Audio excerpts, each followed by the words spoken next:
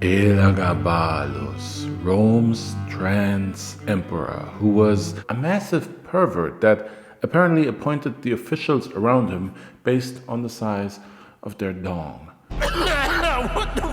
But hey, that's what you get when you make someone an emperor before he grew a single hair on his jingle bells. And to make it worse, this kid emperor legit thought he was a demigod because the man, who he claimed was his father, was deified as a god after death. I'll get there later, all in due time. For now, let's start with Elagabalus' real name, under which he was born in the year 204. Sextus Varius Avitus Bassianus. And man, would this boy go on to Sextus Varius Bassianus?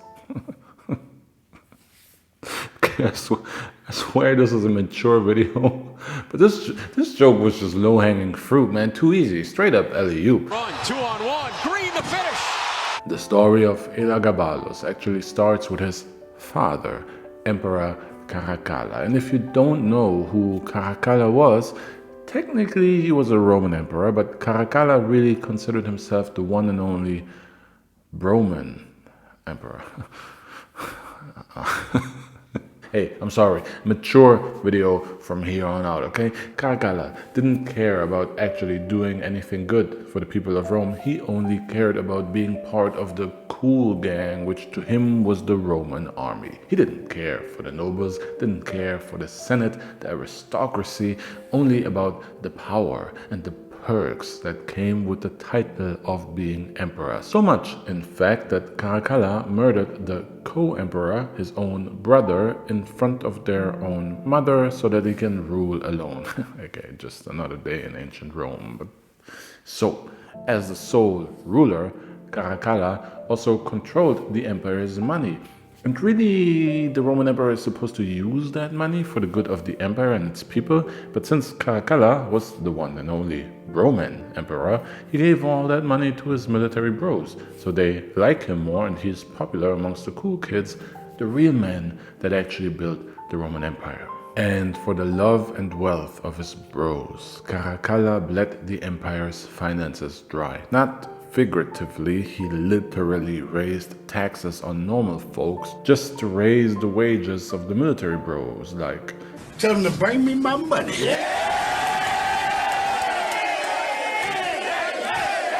Of course, the soldiers loved him for it, and also, of course, eventually Caracalla was killed by someone that actually cared about the empire. That someone was Macrinus, who many call the Black Emperor, but he really wasn't black, and actually of Berber origin, meaning he had a more typical North African complexion, but people like to see the world in black and white, and Denzel Washington played him in Gladiator 2, so that didn't help. Too much. Macrinus had Caracalla assassinated and became the new emperor of Rome. After he took power, Macrinus tried to right Caracalla's wrongs of bankrupting the empire by paying the soldiers less, aka Macrinus was decidedly less Roman emperor, and the soldier bros, they didn't like that. Enter the older sister of Caracalla's mom, Caracalla's auntie, Julia Maesa. She had been around emperors long enough that she knew most of the time an emperor dies, the new emperor is responsible. It also didn't help that after Caracalla was killed, his mother took her own life, so that means Julia Maesa was down a nephew and a sister, aka Julia Maesa didn't like Macrinus and his new regime very much, and by that I mean that she was like, I'm gonna kill each and every one of you, and the only disappointment in it for me is that I only get to do it once. But Macrinus did not want to die, and he knew how much the army had loved Caracalla, so he used his new emperor status to proclaim the late Caracalla as a new deity, the first Roman god, and all the bros, man, they loved it. Finally a god we can get behind, they said. Then they thought about what they had just said and, wait, pause, no diddy, they said. But they loved it, and Macrinus thought that creating the Roman god Caracalla saved his Berber behind, but he was wrong. It actually made everything worse. It gave Julia Maesa the perfect story to bring Macrinus down, because Julia Maesa had a sister, Julia Soaemias, and one day Julia Maesa looked at Julia Soaemias and said, "Hey sis, you hate your husband, right?" "You mean my husband Sextus Varius Marcellus, whose name I'm totally not saying to give exposition and context for the audience? Yes, I hate him." "What do you say we tell everybody that you cheated on your husband with my nephew, your cousin, Caracalla, when he was 15 and you were 23, and for the past 14 years raised the dead emperor's bastard son, lying to everybody around you?" "Why, that sounds like a great idea. Let's do it." So they did that. They proclaimed that her 14-year-old boy, born as Sextus Varius Avitus Bassianus, was actually the incestuous bastard son of the late Caracalla, and thus the rightful heir to the throne. Not only that, he was the divine rightful heir to the throne, since Caracalla was made a Roman god. Remember? There was only one thing that was a bit problematic. Young Sextus Varius Avitus Bassianus was a bit different from your typical Roman emperor. Hello. Sextus was very feminine. The boy was born in Syria and worshipped the Syrian sun god Elagabalus, so much so that, despite his young age, he was the high priest of its cult, and as the high priest, Elagabalus dressed in revealing silk robes and performed feminine dances during rituals. Also, he preferred the Syrian silk over the wool of Roman robes, which didn't agree with his skin that the young boy frequently powdered, along with wearing other makeup to give him the appearance he desired, that of a woman. Here's what a writer of the time, Cassius Dio, wrote about him later. "He sometimes wore a hairnet, painted his eyes, and once he shaved his chin and celebrated a festival to mark the event. After that, he went with smooth face because it would help him appear like a woman." In fact, Sextus was so deep into his Elagabal worship that he eventually became known only by the name Elagabalus, which is what we know him as to this day. To this day! And while the cult required everyone to be circumcised, Elagabalus was also so deep into his desire of being a woman that he wanted them to not just take the skin, but to just chop his whole dong off. But more on that later, because I'm getting ahead of myself. For now, Elagabalus wasn't emperor yet. All that had happened was that Julia Maesa decided to publicly declare her sister, Julia Soaemias, as an incestuous cheater to create the story that Elagabalus is the son of Caracalla and the rightful heir to the throne, all to get rid of Emperor Macrinus. And it worked. Knowing that their beloved late Roman emperor had left behind a son, the army turned on Macrinus with a quickness. But Macrinus, he was like, You think you can do this to me?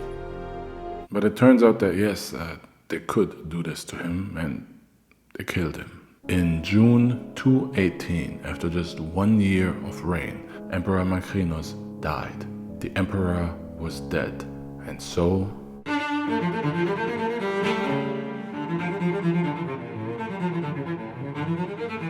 on May 16th, 218, 14-year-old Elagabalus was named Imperator Kaiser Marcus Aurelius Antoninus Augustus Pontifex Maximus Sanctissimus Imperator et Dominus Noster.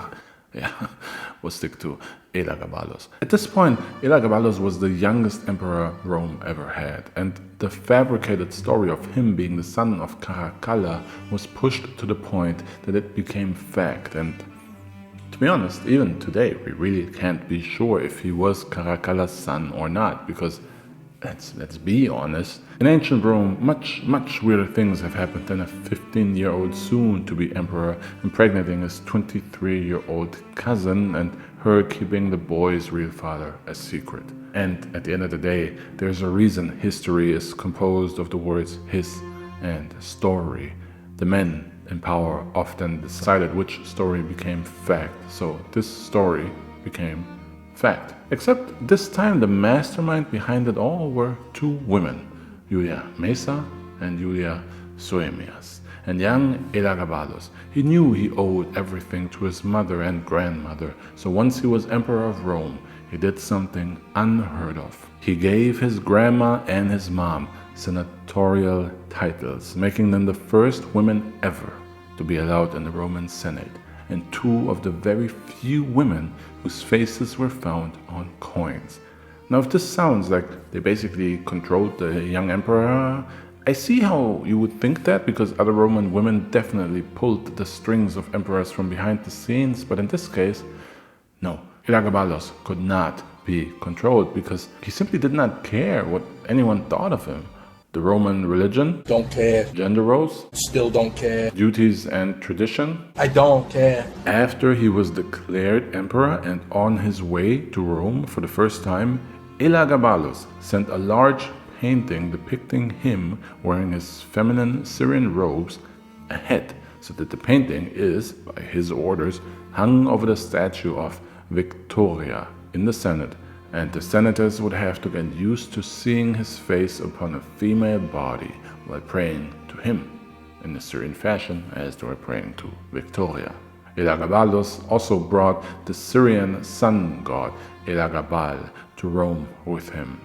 More than that even, by the end of 2020, he had actually officially instated Elagabal as the head of the Roman pantheon and mandated that the Romans worship Elagabal as part of a monolithic cult. Until then, the head of the Roman pantheon was Jupiter, better known by his Greek name Zeus. And the Romans actually worshipped many gods, from the god of war Mars to Apollo and Venus to even demigods like Hercules. But Elagabalus changed all that when he built a massive temple for Elagabal, which he called Elagabalium, just in case there was any misunderstanding of who the main god was now.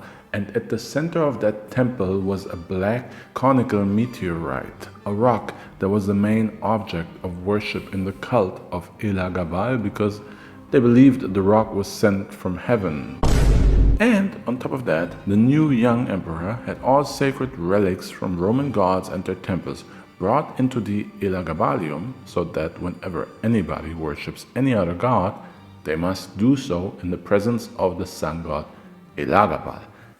And on top of that, Elagabalus kept his position as a high priest of the cult, so whenever Elagabalus performed his rituals to the Syrian sun god, he danced alongside women, wearing the same revealing satin robes and makeup as them, and forced the other senators and military officials to also dress up in robes and watch him dance.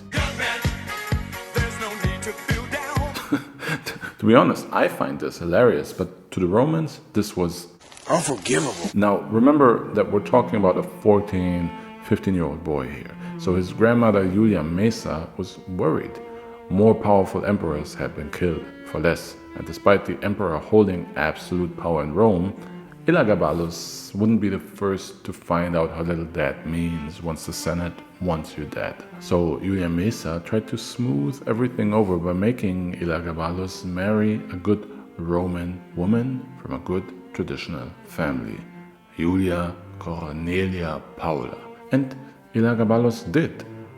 And then immediately divorced her and married a bunch of other people over the next 4 years, including 1 or 2 men. And while married to these men, Elagabalus generally assumed the role of the wife, making his husbands call him either, wife, mistress, or queen. And when he wasn't having sex with his husbands, Elagabalus would frequently go to brothels, kick out all the working women so that the men would sleep with him instead, which is obviously less effective without female genitals. So Emperor Elagabalus eventually announced a standing offer of ridiculous amounts of gold to any doctor who can help him cut off his dingaling and replace it with a vajayjay.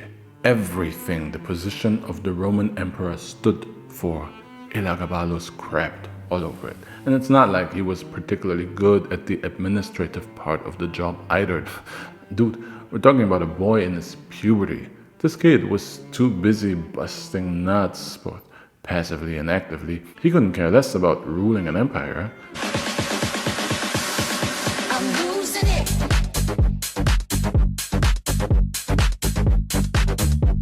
I want to point out that Elagabalus also married women, 4 of them in fact, but according to Cassius Dio, the only reason for that was he married many women and had liaisons with many more, yet it was not that he cared about them, he simply wanted to imitate their actions when he should lie with his male lovers. For he, Elagabalus, was anxious to have the reputation of committing adultery, that in this respect, too, he might imitate the most lascivious women, and he would often get caught voluntarily and in the very act.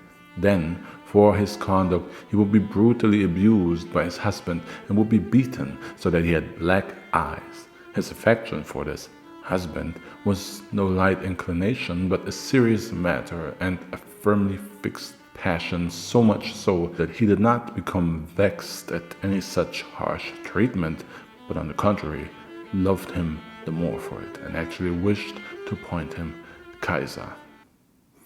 A little bit of 50 Shades of Elagabalus going on here. And more on that husband in just a second. Before that, you have to know that a lot of what Cassius Dio said was most likely exaggerated and extremely negative because, like all more traditionally inclined and proud Romans, Cassius Dio hated Elagabalus and everything he stood for.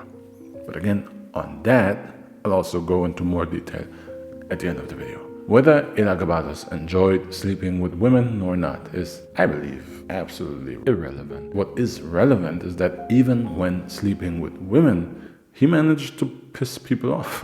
One of the women he married was the Virgo Vestalis, or Vesta Virgin Julia Aquilia Severa. And to be a Vestal Virgin means that, by definition, you do not have sexual intercourse in your life, or else you're buried alive.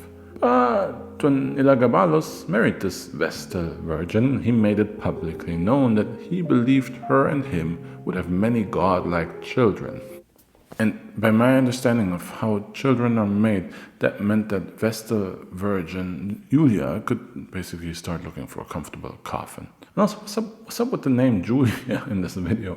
It's all over the place. Young Emperor Elagabalus was out of control, or rather entirely controlled by his sexuality and desires, which just proves that puberty and power don't mix well. And eventually his wise, experienced grandmother realized this and finally decided to step in by making another 13-year-old co-emperor.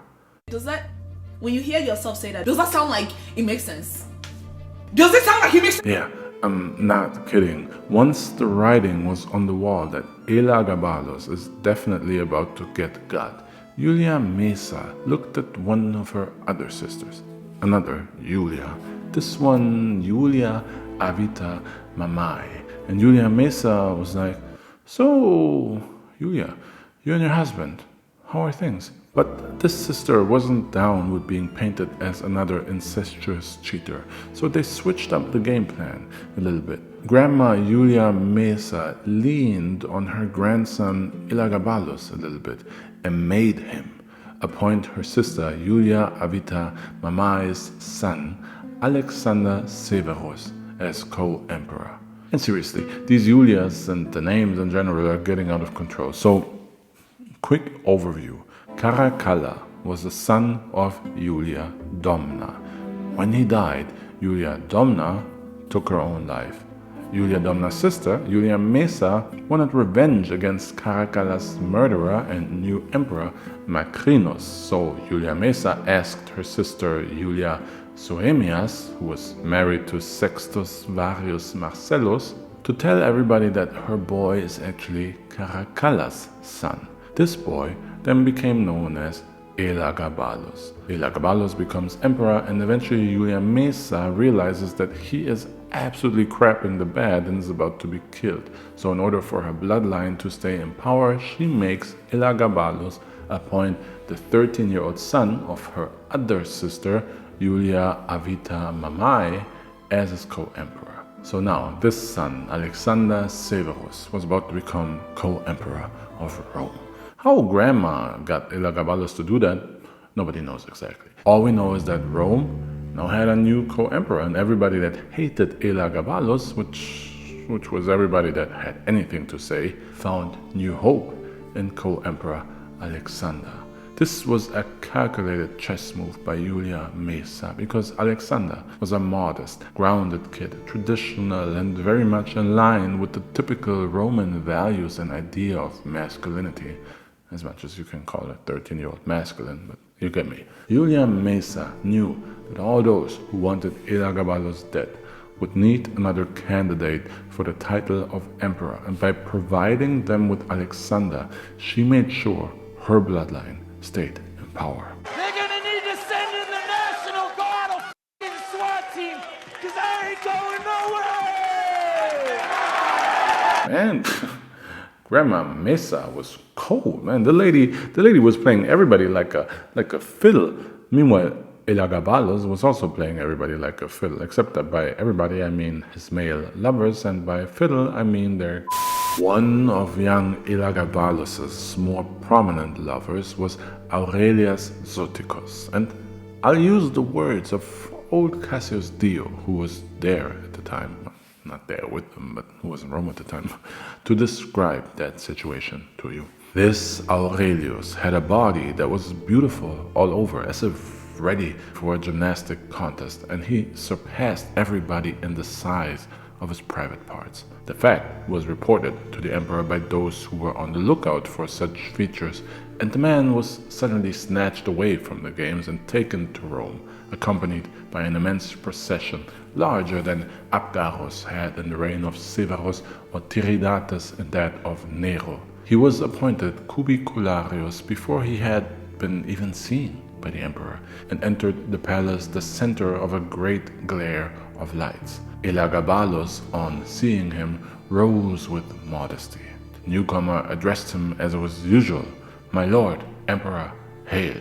Whereupon Elagabalus, bending his neck so as to assume a ravishing feminine pose and turning his eyes wide upon him, answered without hesitation, "Call me not lord, for I am a lady." Elagabalus immediately took a bath with him and took dinner like some loved mistress in his bosom.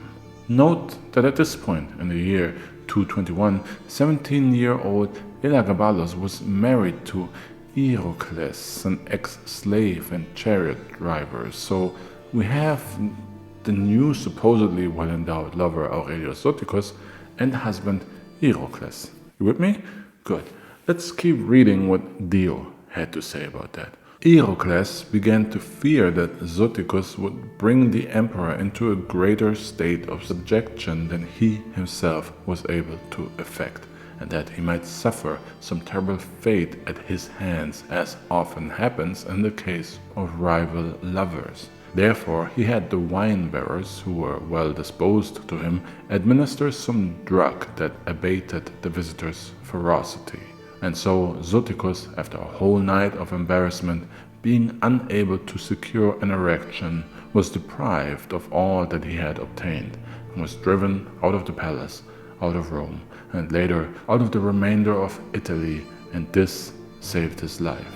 Yep, and apparently it was after Zoticus was unable to get it up that Elagabalus first announced a standing offer of riches for whichever doctor can replace his sword with a sheath, probably because Elagabalus blamed himself and thought he would be more attractive with female parts. But, Kardashian-sized, but right here.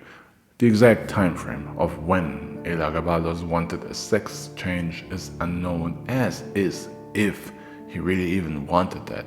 See, you have to know that while Cassius Dio is the most reliable source we have on Elagabalus, since he was alive and in Rome at the time, Dio is also completely biased and against the emperor.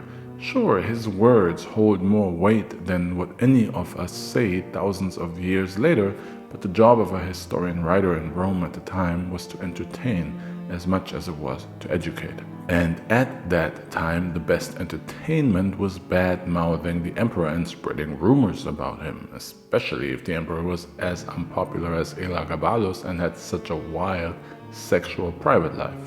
But, and consider this but also Kardashian, Nicki Minaj-sized even, every source of the time reports that Elagabalus dressed in what the Romans considered women's robes, that he wore makeup, that he wore hairnets and danced like women do, that he married at least one man and assumed the position of wife in the relationship. So as much as Dio might be exaggerating some details, the gist remains the same. Elagabalus was not what ancient Rome considered to be manly.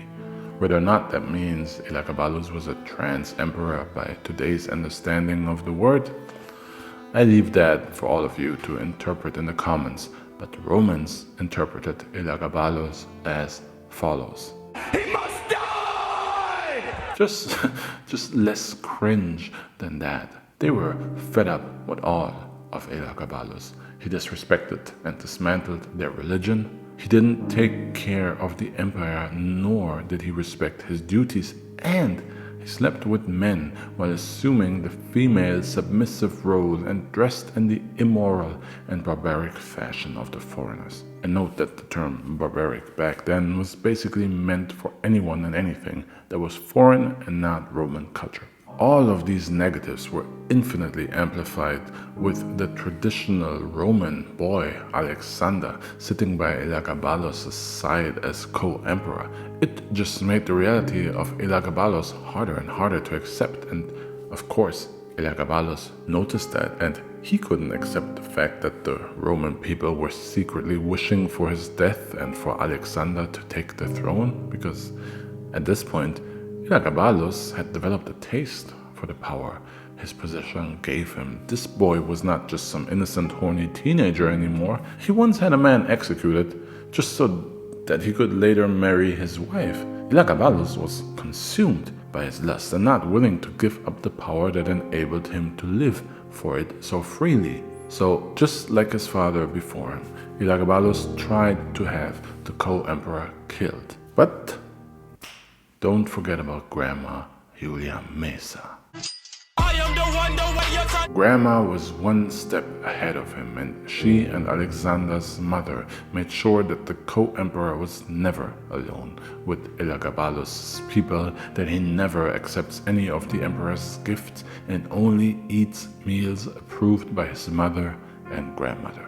They kept Alexander safe and made Elagabalus more and more desperate to get rid of him. So eventually, Elagabalus kept Alexander close and away from the public, away from the people who seemed to love him so dearly, hoping and looking for a chance to kill him. But after not seeing their co-emperor for a couple of days, the people of Rome grew restless. More than that, they started to fear that Elagabalus had secretly killed Alexander and taken away their only hope for a better Rome, and this was the final straw. Riots broke out across Rome. The people wanted Elagabalus dead, and the only way the young emperor could save his life was by appearing in public with Alexander to show everybody that the co-emperor is alive and well. But that was too little, too late. This public appearance didn't save Elagabalus. It only put him within the reach of the people who wanted him dead. And so the angry mob got angrier, rowdy, aggressive, pushed its way past the emperor's guards until they managed to lay their hands on 18-year-old Elagabalus and killed him. And then they mutilated his body.